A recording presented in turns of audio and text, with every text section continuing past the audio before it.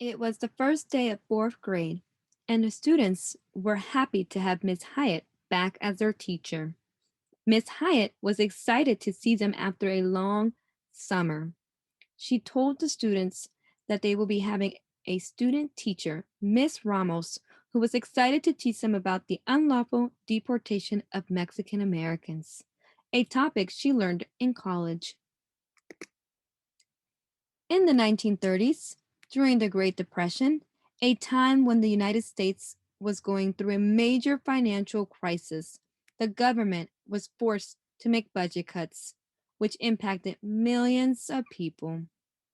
The Mexicans and Mexican Americans formed a large number of the affected millions. They were deported to Mexico because the government assumed that it would benefit the economy. Citizens of America who appeared Mexican were forced out of their country and their homes, the only place they ever known.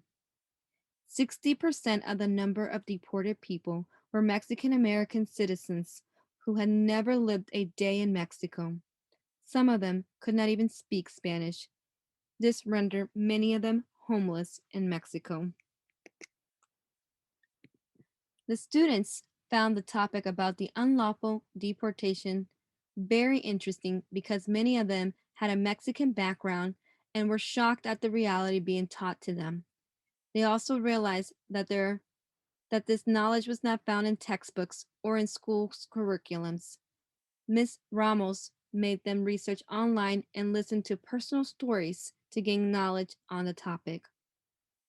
The federal government never apologized for unlawfully deporting Mexican American citizens, said Miss Ramos. Outraged about what Miss Ramos told them, they could not believe it. Justin said, "What? They did not apologize for what they did to us?" "This is not fair," growled Edgar. "Let's write a letter to the president asking for an apology," suggested Angela. "Yes, let's write to President Obama," Michael reiterated. "Yes, we need to do something about this. We cannot let this history be untold any longer," Janet agreed. Miss Hyatt was so thrilled to see the excitement of her students that she encouraged them to write the letter to the president.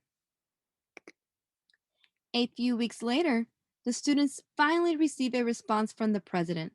They screamed with joy. They could not believe the president responded to their letter. Sadly, when they opened the letter, it did not express any action. Instead, the president gave a thank you for sharing their story. "I can't believe President Obama only sent us a thank you letter and a picture of his dog," Joaquin fumed. "Where is our apology?" asked Alexandra. The students were upset that President Obama was unable to do anything, not even an apology, about the unlawful deportation of Mexican Americans. The students looked at Miss Hyde and said, "Well, if President Obama's not going to do anything about it, then we will have to do something." The students began to create presentations and videos to voice their opinions about the unlawful deportation. 10 of the students did a play. 8 students did a PowerPoint presentation. Another 8 students created an animated movie, and another 8 students did a poem. One day, Assemblymember Cristina Garcia went to their class to talk about her role as an elected official and her trip to Central America to learn about the plight of children migrating to America on their own. Upon the assembly members' arrival, the students performed their presentation. They sang, danced, and did skits on the unlawful deportation of Mexican Americans. She was impressed by their performance that she suggested they enter her contest. There ought to be a law. The students looked at each other with excitement. The contest was exactly what they needed to get their period of history in California history textbooks.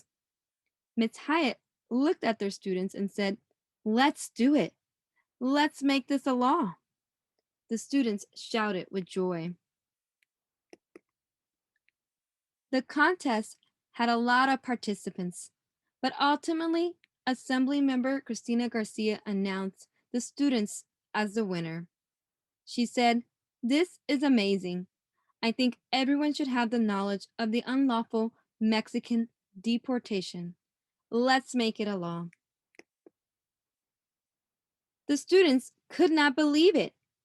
"So, when will it become a law?" asked Jackie.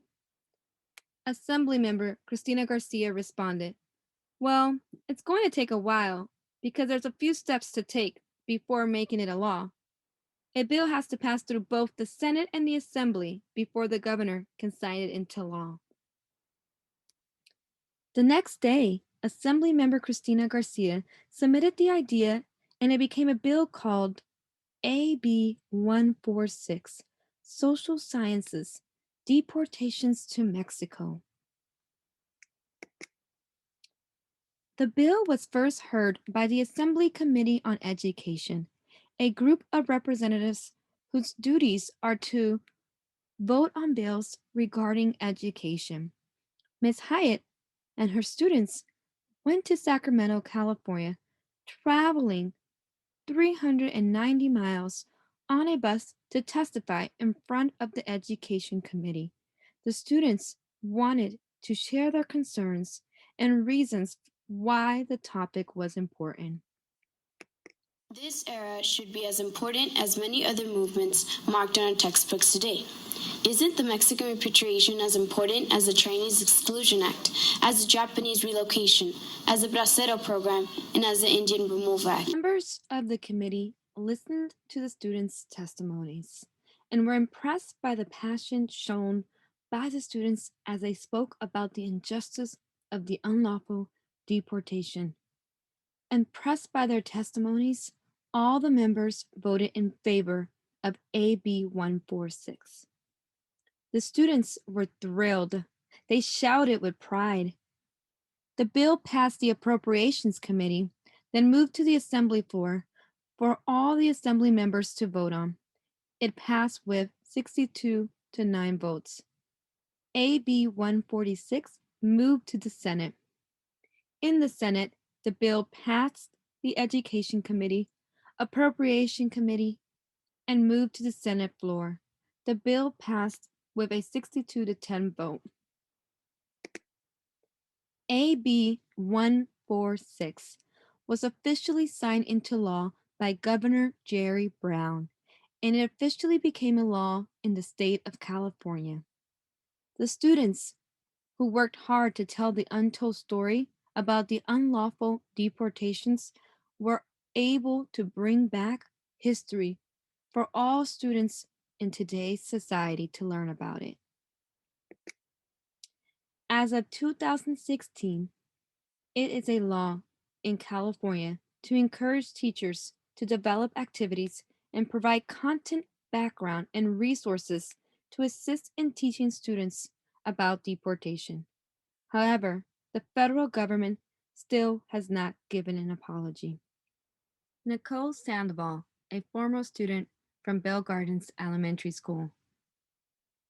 She shares, "Even the smallest people have a voice, and they change many things. Never be afraid to stand up for what you believe is right, because you never know what's going to happen when you put effort into it."